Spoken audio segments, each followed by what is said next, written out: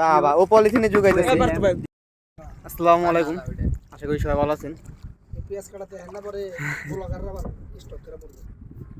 খুব ইচ্ছা ছিল এই বিলে আসার, তো আজকে আমার বিজয় বিয়ের জন্য নৌকা নিয়ে আসছে যাওয়ার জন্য, কিন্তু অগ ধান্দা দিবে সিয়াম ওই যে নৌকা পাইতেছে। যাই তা অন্তত এ জায়গায় আসতে পারছি। এই সিয়াম ওদিকে কোন মিশাক নাকি ওগুলা?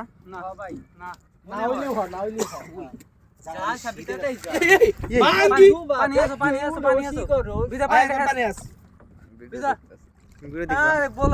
আচ্ছা কথা না, শাপলা কিংবা কলমি শাক করে দিতে হয় একদিন।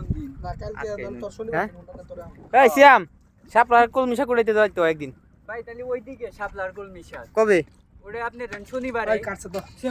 শনিবারে উপরে কত সুন্দর চাঁদ দেখা যাচ্ছে, আর এই পাশে ওরা সবাই মুড়ি বানাইতেছে। বিলে আসছি, যদি মুড়ি না বানাই কেমন দেখা যায়।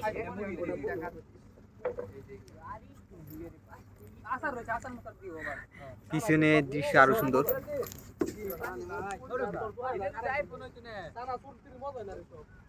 আর সব থেকে বেশি ভালো লাগতেছে কি এখানে পানিটা একদম টলটলা, একবারে ফ্রেশ পানি। আর ওইদিকে সবাই মুড়ি বানাইতেছে, মুড়ি বানানো প্রায় শেষের দিকে। এরকম একটা খোলামেলা পরিবেশে মুড়ি বানানো মজাটা আলাদা। হোসেন সম্পূর্ণ মুড়ি দিয়েছে। বাবা ও পলিথিনে জুগাইতেছে। বিকেলে এই সময়টা একেবারে ঠান্ডা পরিবেশ, হালকা মিষ্টি বাতাস, আর নৌকাটা ছাড় দিয়ে রাখছে। নৌকার মতো চলতেছে একা একাই, ভালো লাগতেছে। আর ওইদিকে পশ্চিম আকাশ দেখতে একেবারে সুন্দর লাগতেছে। একসাথে সব ফ্রি। এ পাশে আবার চাঁদও আছে, তখন তো চাঁদ দেখাইলে আমি। একেবারে ঠান্ডা পরিবেশ, পানিটা কত ফ্রেশ, একবারে টলটলা পানি।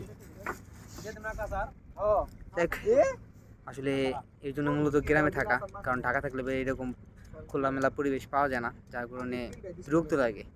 আর যখনই গ্রামে আসি এরকম একটা পরিবেশ চাই, শুধুমাত্র গ্রামেই পাই, খুব ভালো লাগে। মাশাআল্লাহ, এরকম একটা ঠান্ডা পরিবেশে সত্যি খুব ভালো লাগতেছে। একদিকে মুড়ি বানানো, আবার আর একদিকে এরকম একটা ওয়েদার বলার বাহিরে। যাই হোক, সবাই ভালো থাকবেন। আসসালামু আলাইকুম।